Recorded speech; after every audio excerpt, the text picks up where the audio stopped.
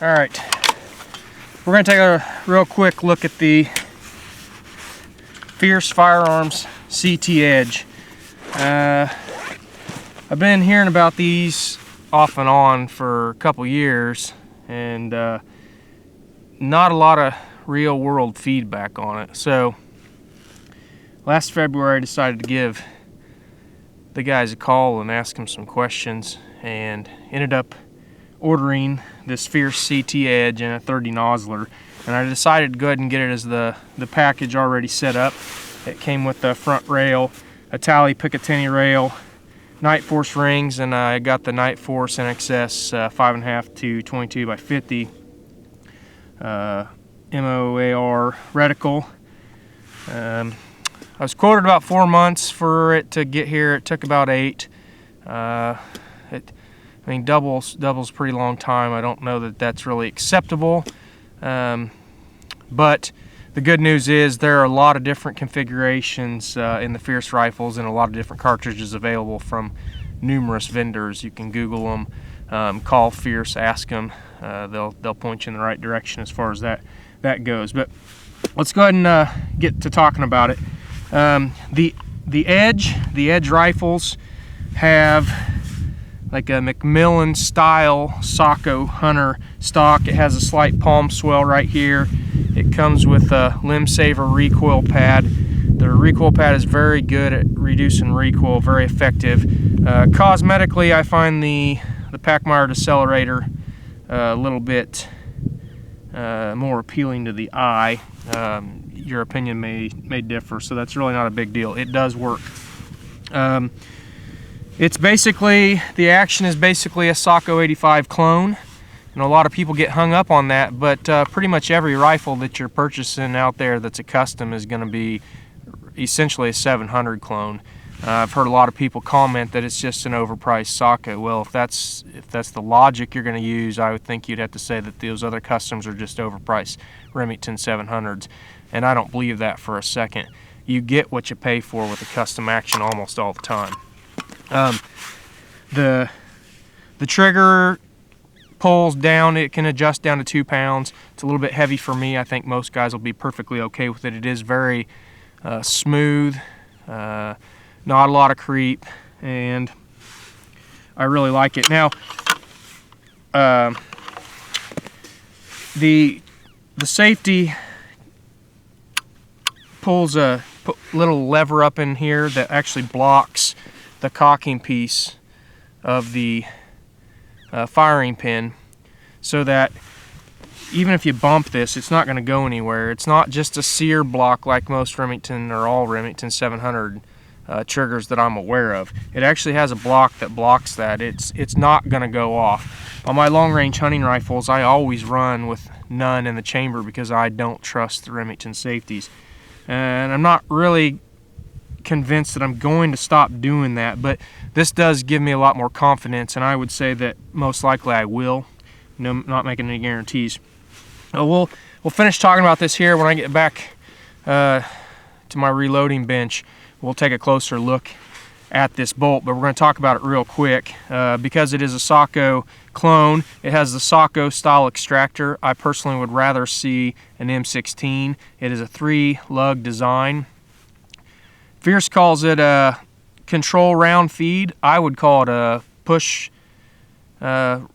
control round push feed, and we can talk about those differences again when I get back to the reloading bench. It does have an opening here, so as you slide the bolt forward, the rim of the cartridge slides up in to the bolt face, as opposed to just a flat out push feed where it's actually pushing it into the cartridge or into the chamber.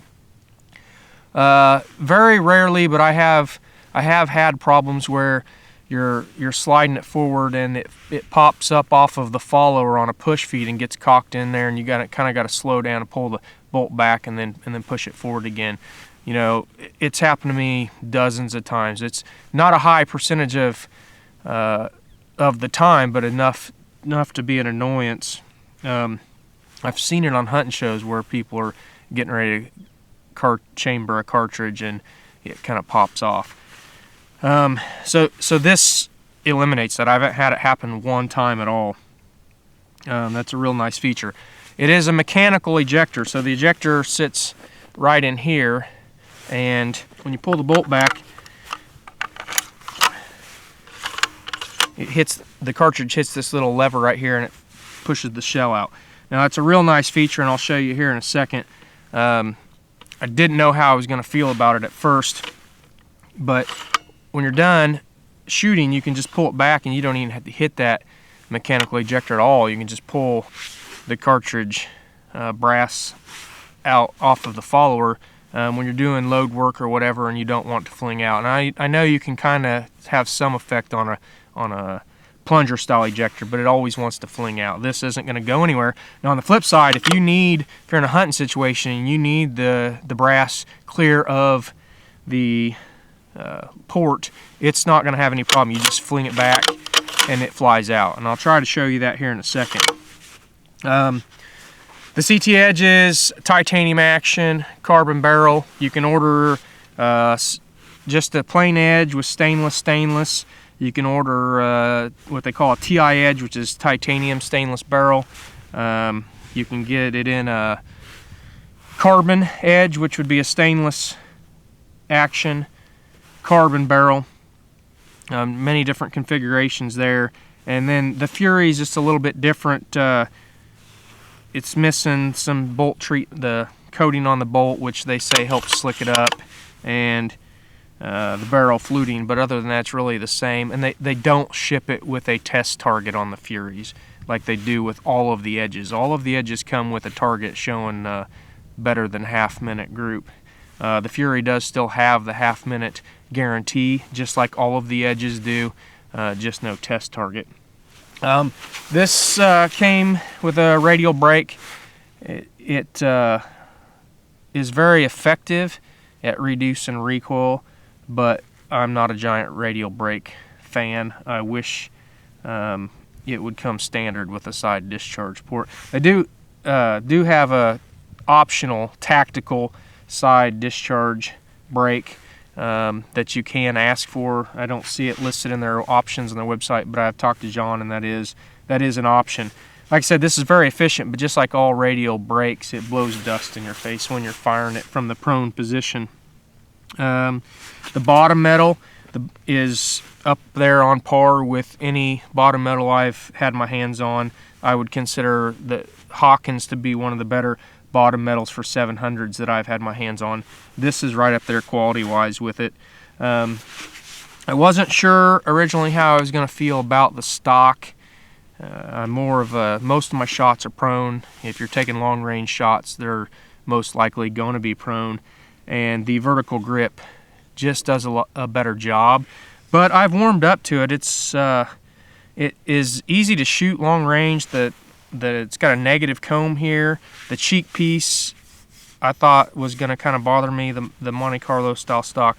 It's fine, and I actually have found it to be a lot better than vertical grip stock in a lot of shooting situations. So I've kind of warmed up to it, and I'm not going to say it's my favorite stock, but it is a lot better than I thought it was going to be when I got it. Now, I don't know if I talked about this early in the video, but when this is on safety, so it's back here, it won't let the bolt come up. You just push down this little lever right here, and you can leave it on safety. The Remington 700s don't usually let you do that. I think that's everything there is to talk about with the rifle itself. We'll take a look real quick here. It's got a detachable box magazine. I'm not generally a fan of detachable box magazines because they add quite a bit of weight, and I just don't think they're usually worth it. This is 5 ounces. It's only about 2 ounces more than most of the bottom metals setups I've had, maybe 3. And for 3 ounces, you're going to have to decide really if that's worth it. That's the only option with the Fierce rifle. It is very nice to be able to load it outside, maybe even carry this with you, and then put it in when you're ready to shoot. That also leads to some situations where you could get into where you forget your detachable box magazine. But you could load it and then put it right in the rifle and not carry it like that, no big deal. Now, having said that, it is it's one of the nicer loading magazines I've ever had my hands on. Most Remington 700s don't feed this smoothly, and that's all there is to it. Are they really that big of a hindrance? No, but they just are not that smooth. So that is very nice. Now let's get back to the weight of the rifle. This was advertised at 5.8 pounds, and this actually came in at 6 pounds 5 ounces. So it was a little bit over that weight, but still very nice. One of the lighter long-range hunting rifle setups that I know of. There are some out there that will compare to that from other manufacturers, but I found it very easy to shoot with the brake, and even in 30 Nosler shooting 215 burgers. I can't spot all of my shots with it, and I think that has more to do with the radial brake. I might eventually experiment with some side discharge port brakes on it, but it's very low recoil and it's a dream to shoot. The action is so smooth. I don't know if I can go back to a Remington 700 style action, and I've had my hands on a lot of them. They're popping up left and right these days, so I can't say that I've had my hands on every one of them, but pretty much if you can think of one of the bigger names in the action business, I've had my hands on it, and this is smoother. Now, because it is a 3-lug and a 70-degree bolt throw, it is a little stiffer than a real nice action like a Panda from Stoli, from Kelbley's. It does take a little more effort. You'll never notice in a hunting situation, and it's super smooth. And I'll try to show it. It's unbelievably smooth when you're chambering around. I don't know if I can get it on video, but I will try here. I'll do some cutaways of the trigger and the cocking piece blocking mechanism in the trigger. I'll do some close-ups of the magazine, and then we'll take a look at the groups, and we'll talk about those real quick. The 30 Nosler happened to like factory 180 AccuBonds. It was shooting 1/2 inch with those when I've got the test target from Fierce, and we'll take a look at that. I went ahead and bought some that ammo just for the review, and I forgot to take pictures of it, but it replicated the Fierce test target, no problem. I immediately went into working up a load with Vitavari N570 and Burger 215s with 215 match primers, and found a load pretty much right away. And I'll show you a couple groups of that. Then I just went out to verifying at long range. Didn't have a lot of time. It was in the middle of hunting season when I got the rifle. Didn't have a lot of time. I just verified it out at 870 yards. Made sure my drops all matched what I thought they should, and then went on a hunt out in Arizona. As soon as I got to Arizona that night, I did another cold bore validation out there. I think it was at 6,500 foot, and made a cold bore 500 yard shot using the ABS 2400 SIG rangefinder. And then I woke up the next morning and went back out and did the same at 670 yards cold bore shot, and I was actually impressed. It hit like right on. You could have covered it with a quarter. Went ahead and followed that up with a second shot, and it put it right in the same spot. So obviously the rifle's accurate, the load was accurate, and we'll maybe look at it in another video. There's plenty of them out there, but I didn't want to make one on the rangefinder until I've had some more time with it. But it's the data that I fed it gave me exactly what I expected for drops, and the rifle put the bullets right in there. So we'll take a look at some of that stuff when I get back to the reloading bench. Pretty much all I have to say about it right now. And I forgot my Atlas bipod at home today, so we'll just throw this Harris I got with me on here, and we'll try to show you some feeding and how it ejects.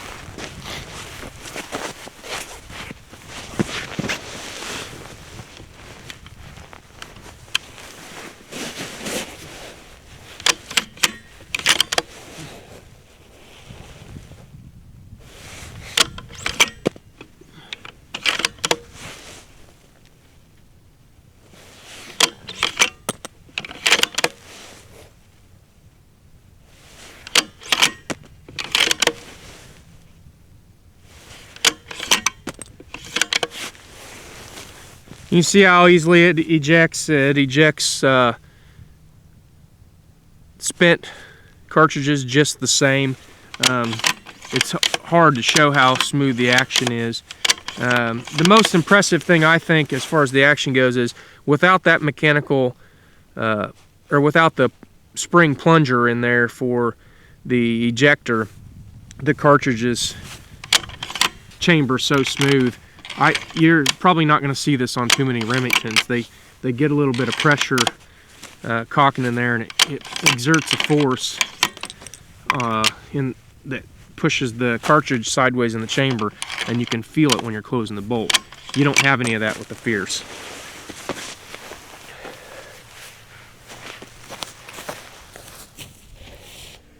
Alright, here we're going to take a look at the trigger.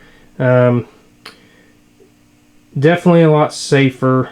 Maybe that doesn't matter to you. You know, I don't know. It's definitely safer than a Remington 700. It's got this, when it's on safe, you see right there, it's on fire. When it's on safe,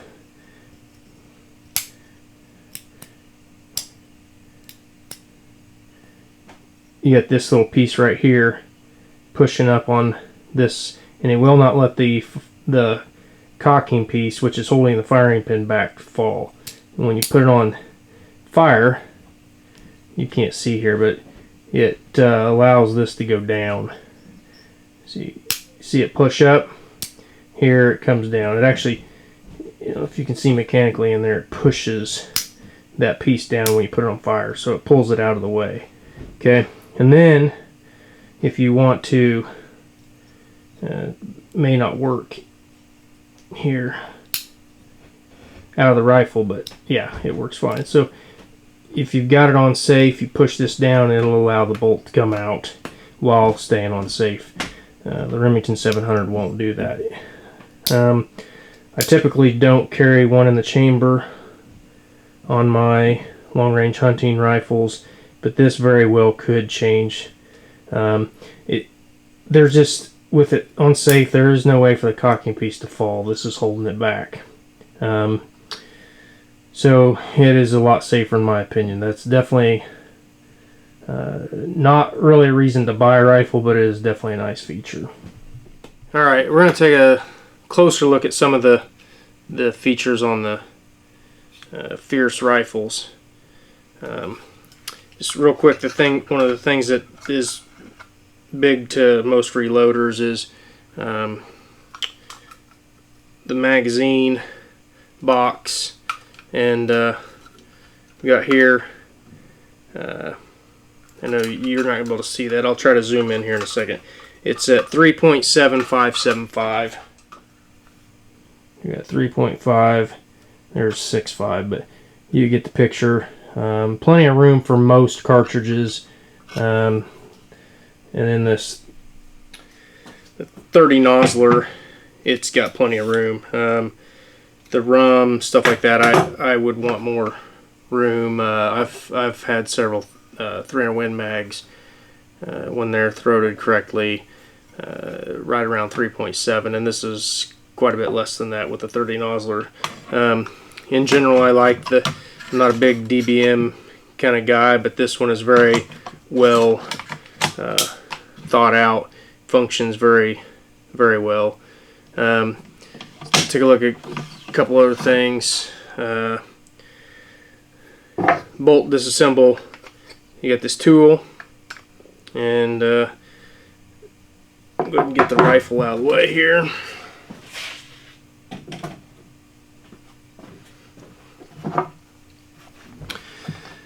So you slide this over the bolt shroud, turn it clockwise, and it snaps off. Take it out, clean it. You know, carry this with you if you have mechanical problems, which I've never had. But then just push it back in there, slide the cocking piece back into this little detent right here, and it's good to go. We'll take a real quick close-up of the bolt itself.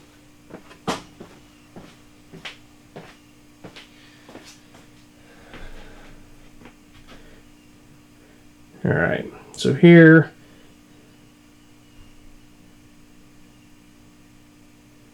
we've got the bolt face. You can see it's got the Socko extractor.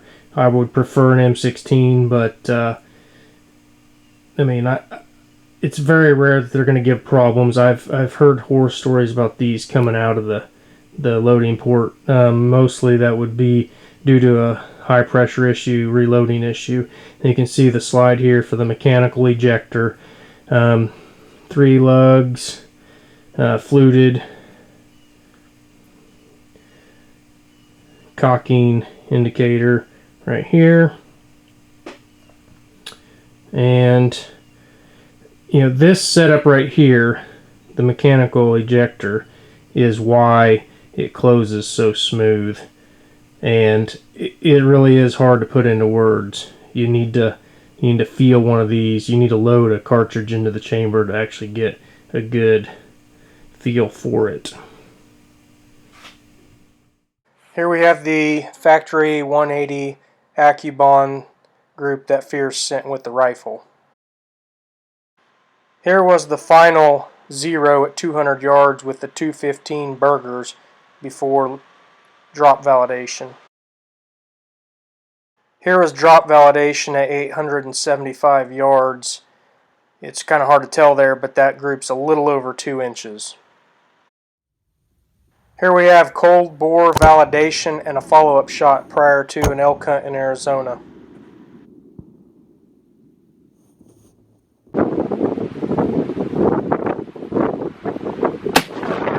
Smoked him.